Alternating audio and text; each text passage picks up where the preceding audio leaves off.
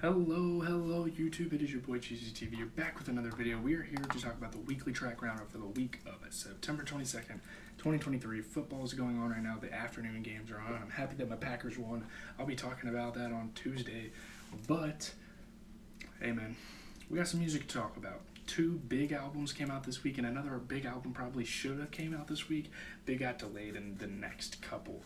So, yeah, October is going to be a really big month, by the way. We're winding down September, but I'm super excited about October. But first, let's get into Lil Tecca. I mean, he's pretty much the main event for me. I know it's controversial. A lot of people like Doja Cat over him. Doja Cat's a pretty solid artist, so I'll give her respect, but I want to talk about Tecca.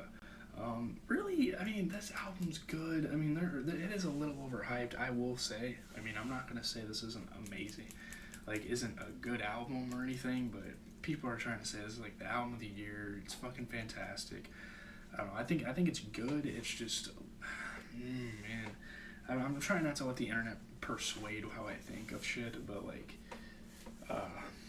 the transitions are people will hype those up, but it's the transitions take 20 minutes, and it's come on, just do the next song. There's really not a lot of rapping on the album as a result of that. The album's only 38 minutes, and let me do some math real quick. Let me give you guys an estimation here.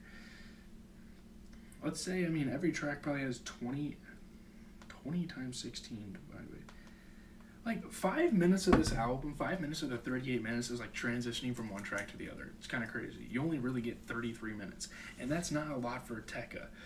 I will say, though, there's one thing I need to say. The singles were good. 500 Pounds is great. Heaven on Earth is great. Benny X, I love Benny X. I'm a sucker for him, so that sounded gay. My bad. Dead or Alive was a really good single. Need Me was okay. The other three, though, 500 Pounds, Heaven on Earth, and Dead or Alive, amazing singles. Probably, still hold up to be some of the best records on the album. I also will say, Fell in Love with Ken Carson is probably one of my favorite songs this year. I think that song was absolutely incredible, and given that Ken Carson just announced that his album's supposedly coming out October 13th, how fitting. He seems like an artist that would drop on that date. A Friday the 13th during October, that's actually pretty lit this year, but we get a little taste of what Ken Carson's bringing, what kind of flows he's been on, and I've been loving it. That track was phenomenal. I don't care what anyone says. That track is easily the best on the album. But yeah, getting to Doja Cat, I'm just not sure what I think, man. She's so... I just find her kind of corny. And again, I'm not going to say she's a bad artist. I'm not going to throw shade. I'm going to be honest. The last really good album we probably got was Utopia. Maybe I sound like it. Well, Tizo. Tizo had a good album. I'll give it to Tizo. Tizo had a really good album. That's probably the last time we've gotten a good album this year. Lil Tecca's album was solid. I'll give it to him. But, I don't know. The singles for Doja Cat's albums.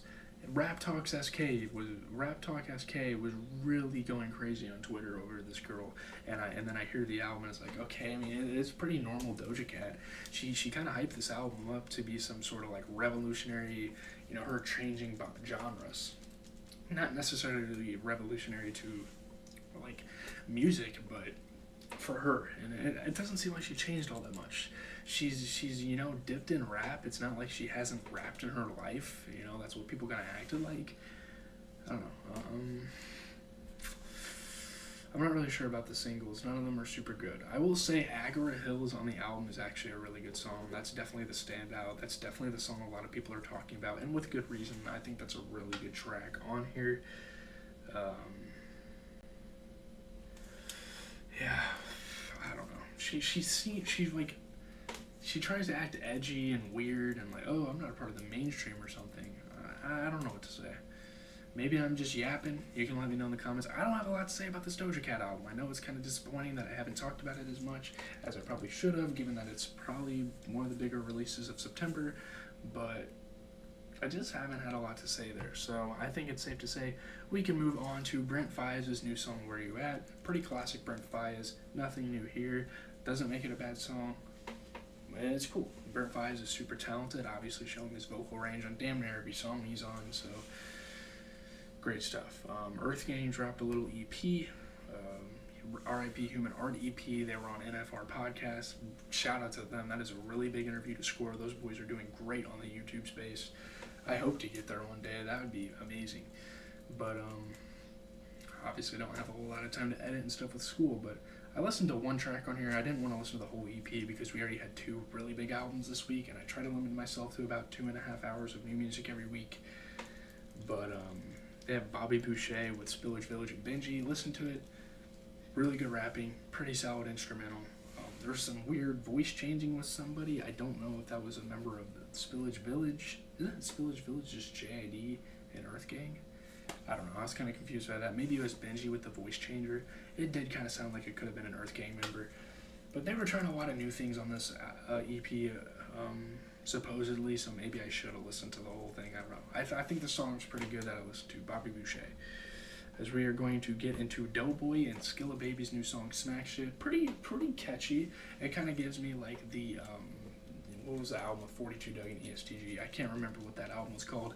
It gives me vibes of like that album, songs from that album. Really catchy hooks, really snappy delivery. I think it's great. So, not a bad song actually. I'm actually quite impressed with those two. As we get JRB and Logic with Dare. Logic dropped a mixtape, but I didn't really want to go look for it on SoundCloud or something. I guess I could have talked about it, but I don't know. I just listened to this, and honestly, it wasn't much of a song. There's not much to say. There was like a really deep tone, slowed down, chopped and screwed Logic voice at the beginning, and then I don't know what happened. Honestly, it wasn't very memorable to me. But there's that. We can move on to Mike Wiki and The Alchemist. They dropped a new album. I decided to just listen to one song from here as well. I got to give respect to all the artists. At least I'm like reaching a wide range. You know, there's a decent amount of YouTubers that would probably come on here and just talk about Doja Cat and Tecca, but at least I'm giving other people love.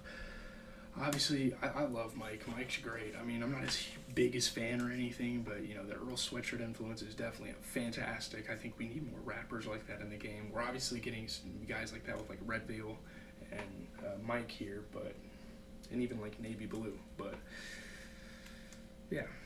I don't know.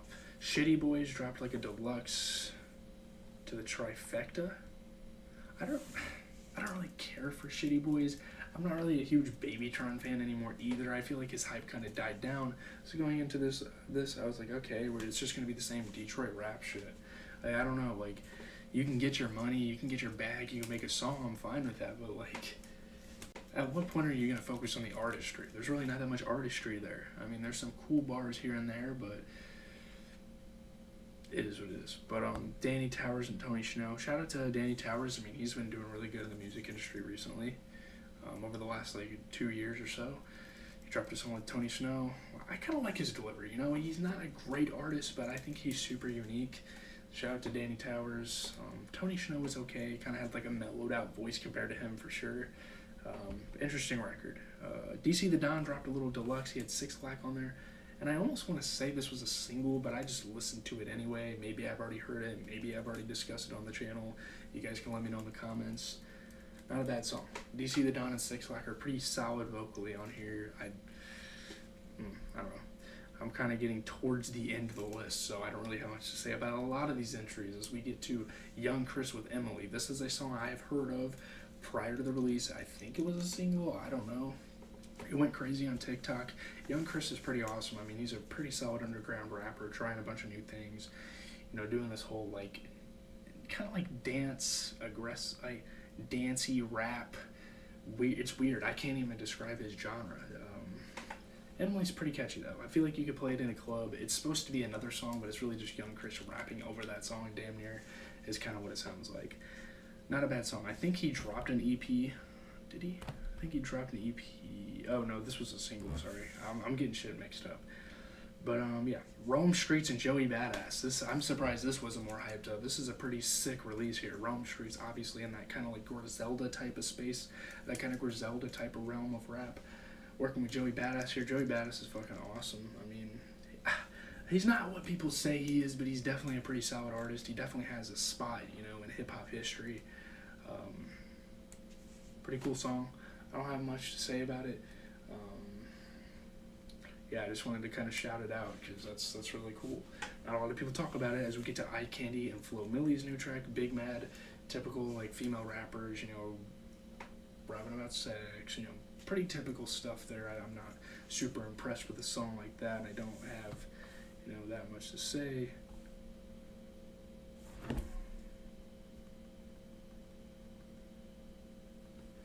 But sorry, I was texting my friend about the Dev Stacks. Shout out to Dev Stacks. We've been covering him on the channel a couple times recently. He just dropped another song. Very interesting beats. I think he's going in a different direction himself. A lot of people are saying he might have some longevity. We'll have to see about it. I think he just needs to drop the one, and people need to realize that he's a solid rapper, and work with him. And he needs to drop like a magnum opus record. I think that would be so sick. I think an album from him would be not needed at this point, but it would be so awesome. Shout out fucking Ron Suno. I don't even know why I cover him over here. Like, I'm not a huge Ron Suno fan. This dude's putting like bed creaks in his fucking music. He was in that Pop Smoke lane and that Dusty Locane lane and all that before, Pop Smoke died. So like, I don't really give a fuck about drill anymore. Sleepy Hollow's probably one of the only drill artists that's like, okay, he's not bad, but I don't know if Too Rare does drill, but I don't know. But Millie's with Passion.